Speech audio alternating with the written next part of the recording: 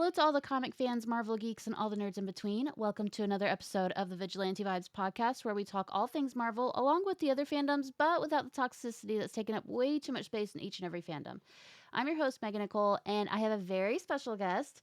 Her name is Amy, and we are going to talk about kick-ass women of history that are Amy's choice. So I'm very excited. Thank you so much for being on with me Thank today. you for the invitation. Yes, of course. Why don't you tell our listeners a little bit about you? Right, so I have my own podcast, Kickass Women of History, which explores the lives of women who deserve to be better known. So they can be from 5 years ago or 5,000 years ago, anywhere in the world, just women who are traditionally left out of the historical narrative.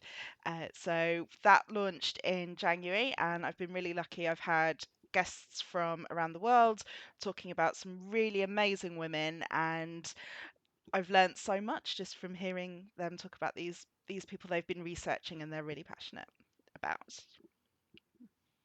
That's amazing. I love that so much.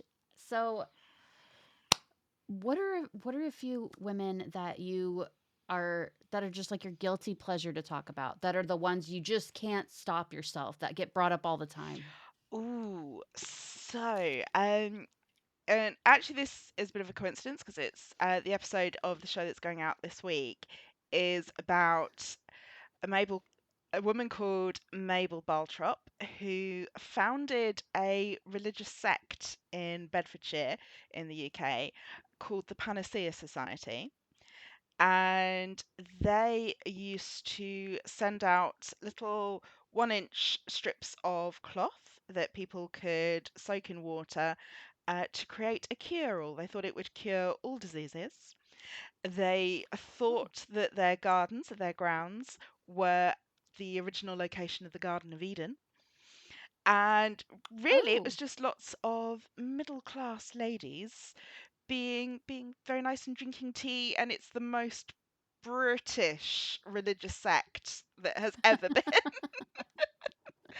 but completely matriarchal. They really believed that salvation and the way to heaven was through women, and that the second coming of the Messiah, new Messiah, would be a woman. Yeah, crazy, but yeah.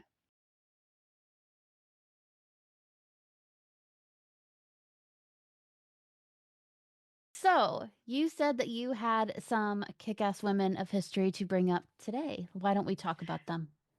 Yes. So I thought I would talk about the comic series that got me into reading comics. Yes, Yeah, so I am a fantasic, which I don't know if that's a term you've come across. I And I cannot say it is. so if I were to say to you, close your eyes and picture a beach and the waves lapping on the shore, can you see that? Yeah. Yeah, Mhm. I can't. Oh, So there is a number of people out there in the world who don't have a visual imagination. And it's only really in the last 20 years been identified as a thing. We all just thought you were talking metaphorically. We didn't know you could actually see things in your head. what? This is a thing? This is a Oh my thing.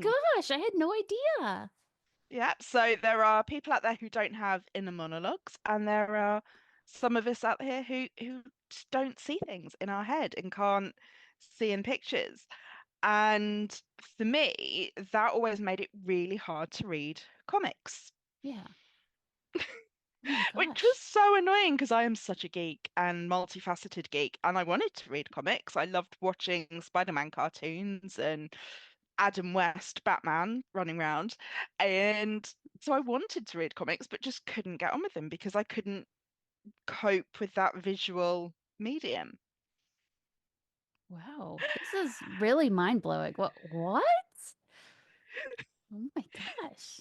Yeah, there will probably be a number in your audience of people going, wait, people can see stuff? And yeah, and as well as the rest of you going, what? You can't see? But yeah, it's a thing. Wow. This is Yeah. wow. Yeah, so I could never really cope with comics until I was working on a women's history project in it was probably about 2018, and it was exploring the history of women's lives in the county of Essex here in the UK. And my husband happened to mention in passing, well, do you know a lot of Marvel characters come from Essex? I thought, what? Don't all Marvel characters come from New York? Because, Spider-Man and everyone else, they're all running around New York. Yeah. And so I looked into it, and yes, they do. And I thought, well, there was an Avengers film coming out at the cinema, and I thought, okay, well, why don't I write a blog post for the project about some of the women from Essex in Marvel, and then I can put it out on our blog, on social media, and maybe get a bit more attention for the project because that's what you do.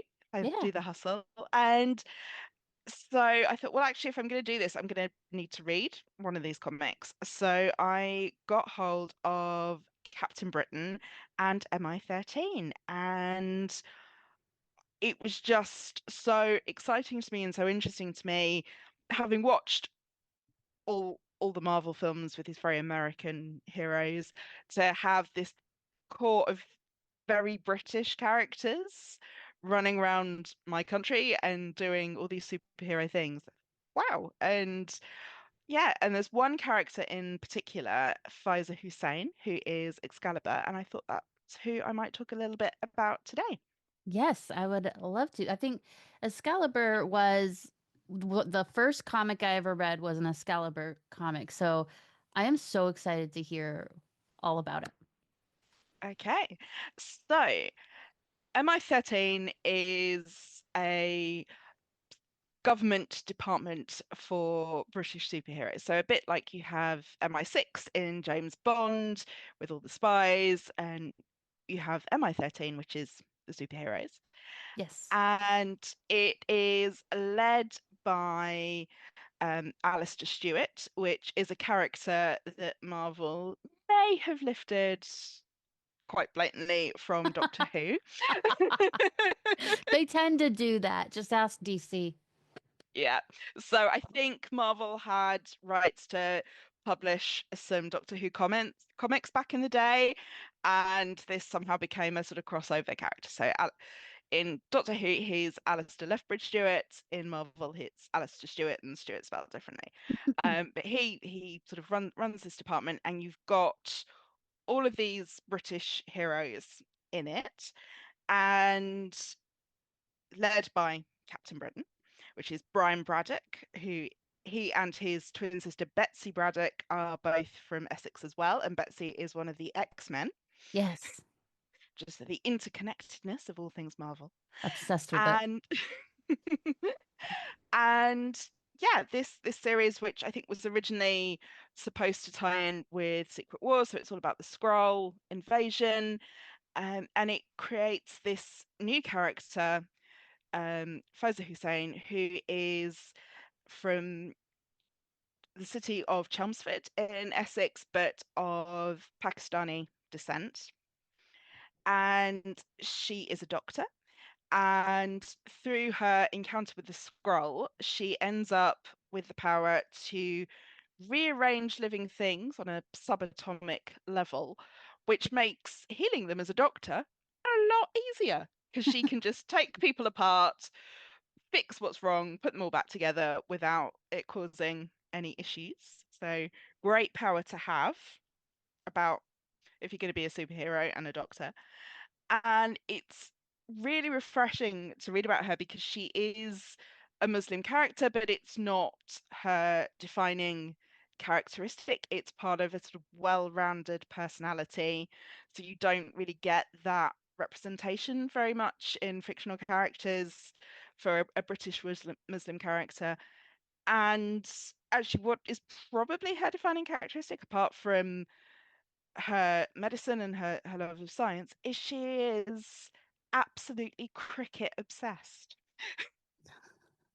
So I know that Brits have this, stereotype of it all being cricket, but actually for her coming from Pakistan, which is another cricket playing nation, it makes sense. And she follows the county cricket team, Essex cricket. And so when she comes up with her superhero costume, the Essex badge, which is three swords on her crest, that is a significant part of her costume because of her love of cricket and her love of her county. Wow, this is so cool. I didn't know that. So she's a really interesting character, and across the MI13 run, you have got this sort of wide range of characters that are meeting. They work with Blade, they're taking down vampires, they've been taking down the Scroll. So there's lots there that could be mined if Marvel want to make a series out of it. Hint, hint, if you're listening. I don't think anyone would be against it. No. So yeah, we've got our own heroes over here. So obviously, you had Kit Harington in the Eternals being set up to be the Black Knight, and then everything's gone silent. Yeah, they want us to forget about that movie so bad. And I loved that movie. I did too. I loved it. It was a beautiful movie.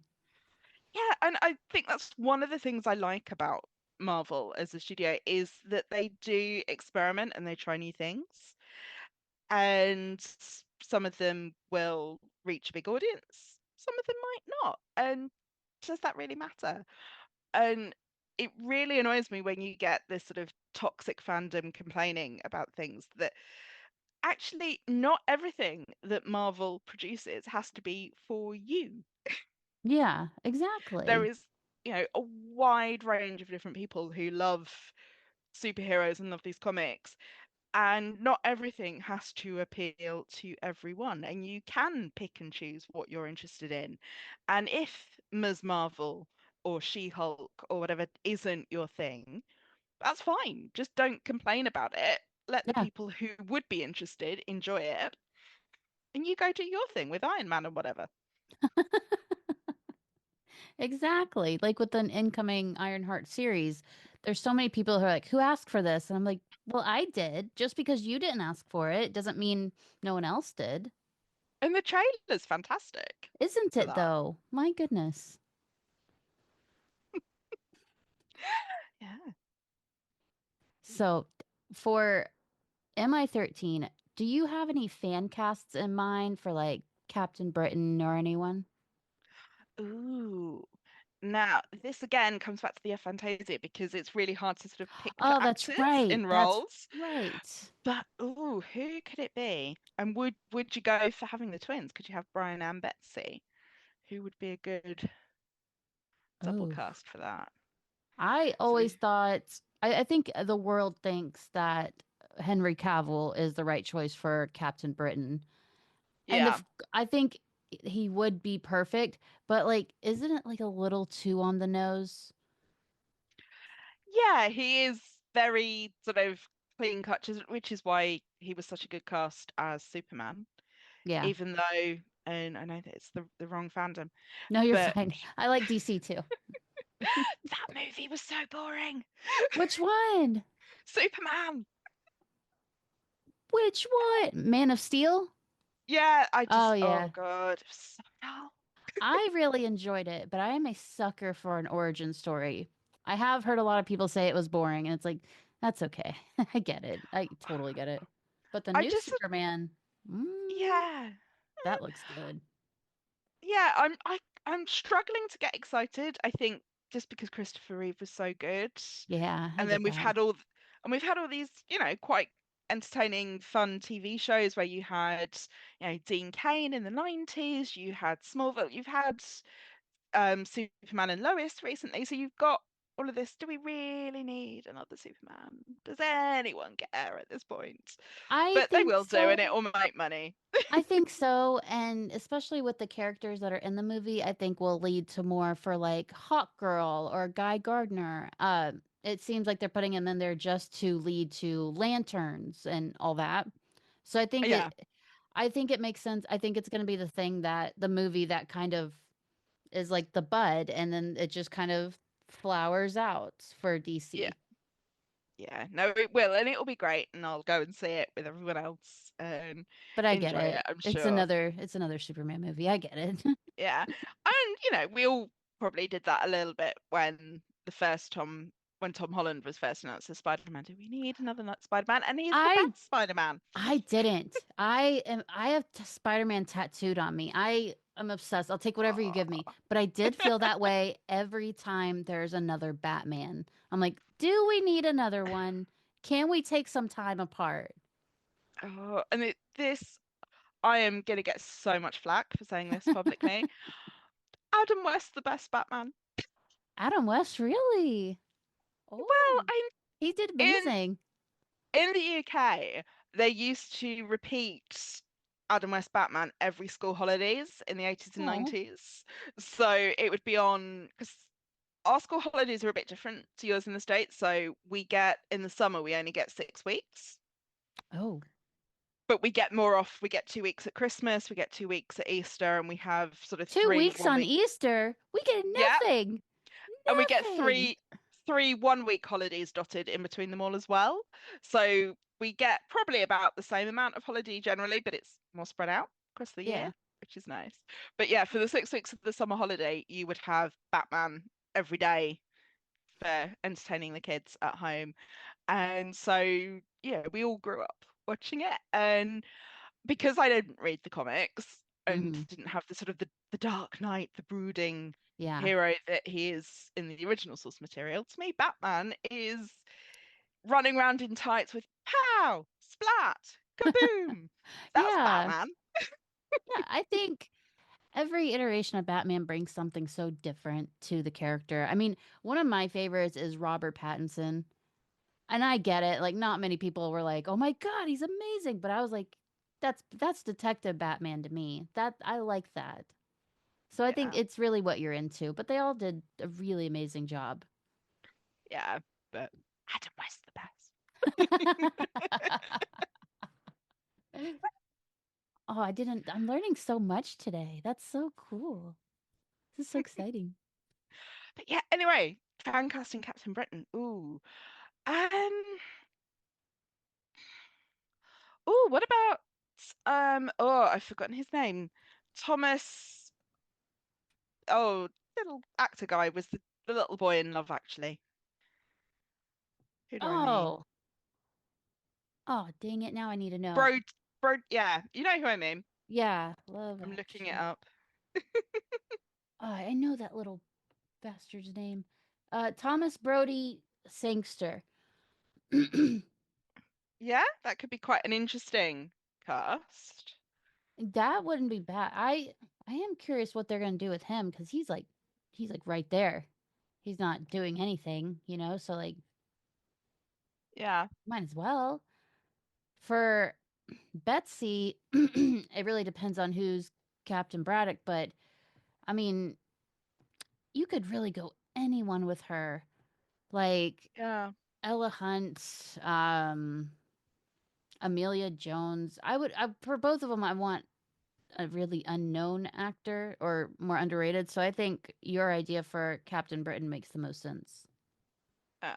And and the reason that so many British actors get cast in Hollywood is you can get someone who's well established and trained over here, but isn't known in the States, so they're cheaper. Are they cheaper? Is that really why? I mean, Yeah, like I think it's probably like every few weeks I kind of sit to myself and think like, man, British people are better at being American than American people in movies. So yeah, we're like, just cheaper.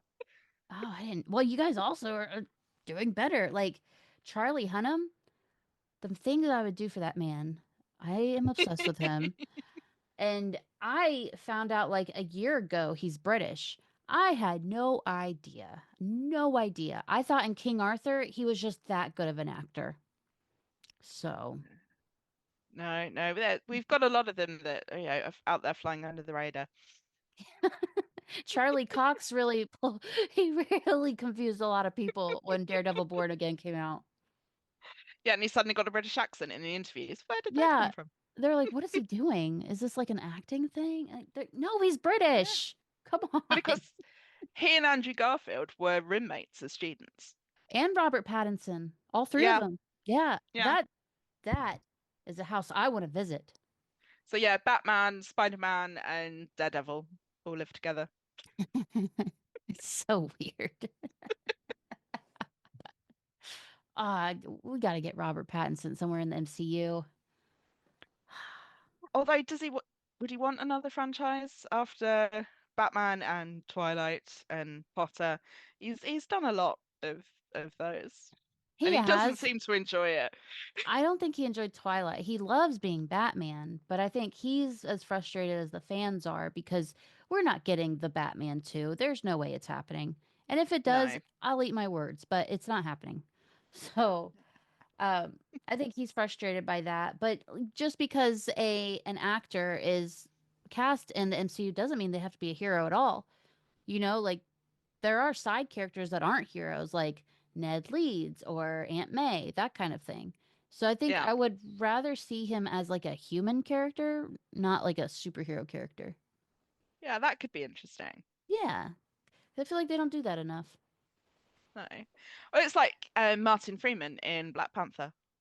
It's, Yes, exactly. Like we need more of those characters, those stabilizing characters, grounding characters. yeah, another Brit playing an American. Yeah, see, I had no clue, and I watched all of Sherlock. No clue. I was just like, what a good actor. He really nails the accent. Ah. Well, he was in the original British Office as well. Was he? Yeah, Oh, shoot, you're right. he was the John Krasinski character, I think. It was the same. Was that him? Yeah. Oh my gosh. Another thing I learned today.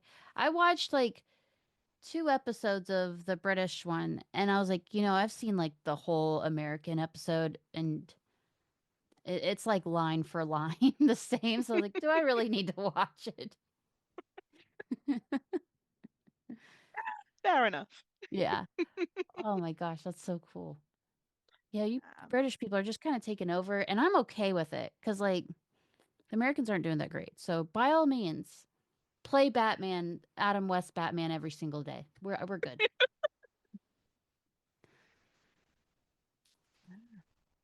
s- yeah, same bat time, same bat channel. Is that what they say? Is that really their tagline? That's what they used to say in the sort of dramatic bit at the end of the episode where it'd be Batman and Robin hanging on to a cliff or something, or about to be cut open by a giant wheel thing, or whatever was happening. And it was tune in next same bat time, same bat channel. I want to be British. But You guys no, just. that was in the American. That was in the original videos that were being Oh, was transmitted. it? That wasn't, yeah, Oh, I that thought it wasn't was. our announcers. They're not that exciting. Oh, well, never mind. I still kind of want to be British, but never mind. You guys just kind of seem like you're just having a good time, and I want that. Well,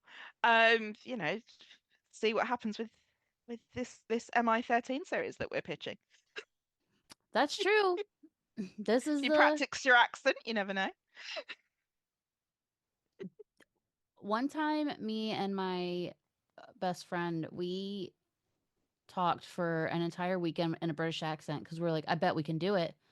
And for an entire week, we could not stop. Like we were thinking in this accent, and we're like, we're screwed. This is it. This is who we are now. And I think about that a lot because I'm like, I should have just kept going with that. Confuse everyone. So yeah, that's a little bit about me.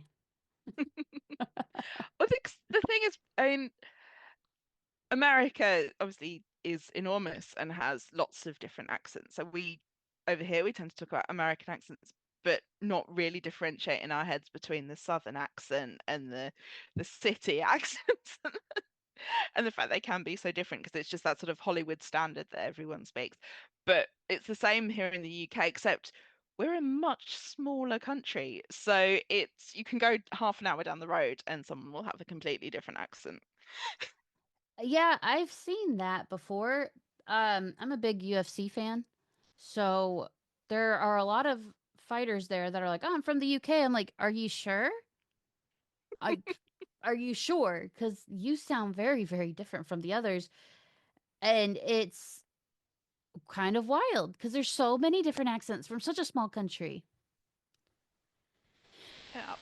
And then within like the sub-countries, so if you instead of thinking about the UK as one big country, if you think about England, Scotland, Wales, Northern Ireland as different, then in Scotland, somebody in the Highlands will sound different to somebody from Edinburgh, from different from someone from Glasgow, and someone from the Welsh Valleys will sound completely different to somebody from Cardiff. So yeah, we're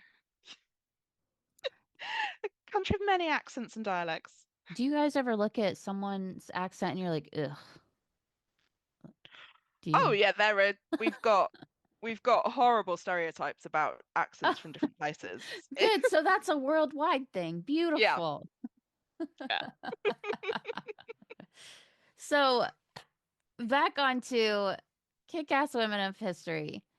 We talked yeah. about MI13. Was there any distinct female characters that you want to see be brought into onto the big screen, or have they already been brought there? Who are your favorites? So I've talked about Pfizer Yes. Hussein, who would be fantastic. We've talked a little bit about Betsy Braddock, even though she's not in MI13, she's just MI13 adjacent. Yeah. Uh, She's invited to the party, but she's not sitting in the meetings. yeah, yeah. I'm trying to think. So there is Megan as well, who's one of the baddies. Could Yes, be, from Excalibur. yeah, she could Sh- be interesting. She would be very interesting to be brought like Yeah, in live action. That would be insane. yeah. And you've got this whole Arthurian mythology, which, although it isn't actual history, has influenced our history so much because people did believe those myths for centuries, and it's those sort of ideas of courtly love and that storytelling is really interesting to explore as well. Yeah, sorry, my daughter's just making animal noises in the other room for some reason. Yeah, that I would love to see her brought in because like, just bring all of Excalibur, Yeah, add in Kate Pride, Nightcrawler with them. That how much fun would that be? And taking it back so old school to the comics, that would sing to my heart. yeah, you could have a lot of fun with that.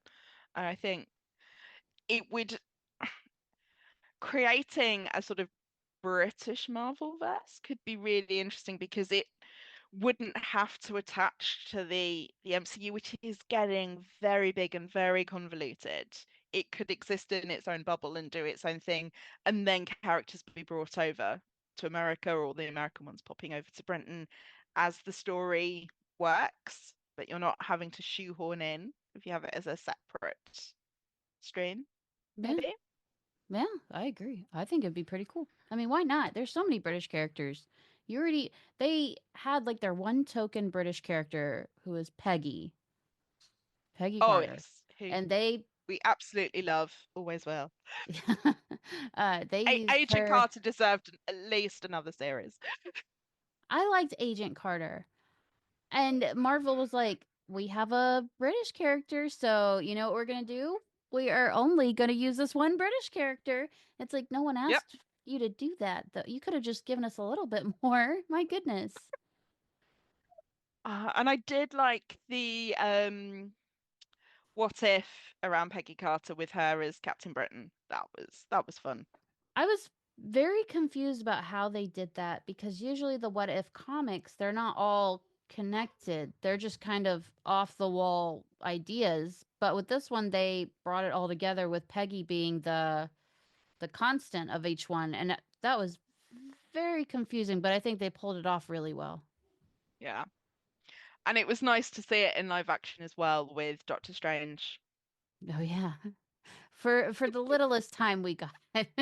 I know they really did waste that because you had her, you had John Krasinski is fantastic, which we'd all been yelling for fan casting. So for so long, and like they didn't have to do that. You could have just Yeah, let him live. He had said he had kids. Like this is rude. yeah. They all have to die. Apparently, she could have just not done it, just left the universe. But whatever, Wanda, it's fine. Do your thing. Yeah. So this has been so much fun with you. Thank you again for coming on to my show. I've clearly learned so much from you. It's it's gonna be some of these facts that I just keep telling my friends over and over, and like anyone that will stop and listen, so I sound smarter. So thank you for that. Sorry for spinning the show off on so many tangents. That I love when people do that. I cannot stick to one subject. I feel like podcasting, you're supposed to talk and talk and talk, and I loved it. But oh, can I just bring one more thing up to Please. big up my poor little country? Um, we've just had confirmation that Jessica Jones is Yes. coming back. Do you know about the Jessica Jones novel where she comes to Essex in the No. UK? No, I don't. So last summer there were a series of novels published that seemed to each one be about one of the defenders, and they were written by sort of well-respected other authors. So it was Lisa Jewell, I think, Okay. wrote the Jessica Jones one, who's the British writer. And yeah, she comes over to Essex. It's called Breaking the Dark, and it's a really good read. But it is very odd because it does start in New York, and it is the Jessica Jones that we all know from the comics, from the Marvel series. And yeah, she's in a relationship with Nick Cage, sort of, and all of those things. But then, yeah, she gets a case that involves her coming to the UK to solve it. Oh, I did not know that. I'm gonna check that out. I freaking love Jessica Jones.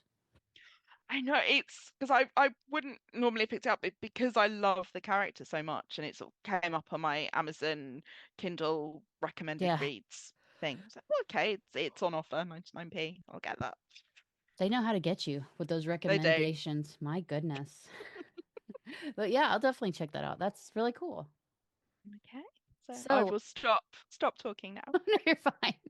So, where can our listeners find you? So, the Kickass Women of History podcast comes out every Tuesday. It's on Spotify, Apple, Amazon Music, all the usual podcast platforms. And I'm at Kickass Women of on TikTok, Instagram, Facebook, Threads, Blue Sky, all the platforms apart from X because yeah, don't We do know X why. anymore. Yeah. Yeah. So, wherever you're listening or watching this episode, look in the show notes below and you will be able to find the links to where you can find Amy. So, again, thank you so much for coming on. This was so much fun with you. We have to do it again. Oh, absolutely. And yeah, swap notes on a future show or Yes. Ironheart or something. Yes, that would be amazing. So, wherever you're listening to this episode, click that subscribe button so you don't miss any of my amazing guests like Amy or any future episode. Thank you for listening. I hope you enjoyed it. Have a marvelous night.